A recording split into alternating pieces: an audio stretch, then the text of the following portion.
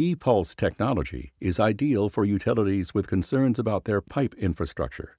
This non-invasive condition assessment approach identifies pipe segments that are in good condition or moderate or poor condition. Knowing the actual condition of these buried assets allows utilities to optimize their pipe replacement programs and achieve maximum results with limited budgets. During an inspection, acoustic sensors are attached to existing contact points such as sensors or valves.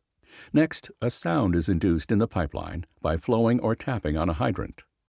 By measuring the sound as it travels along the pipeline, the ePulse system checks the structural condition of the pipe.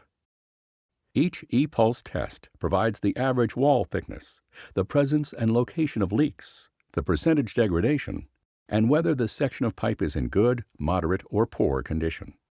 Additional analysis is also available, such as the probability of failure or the remaining service life.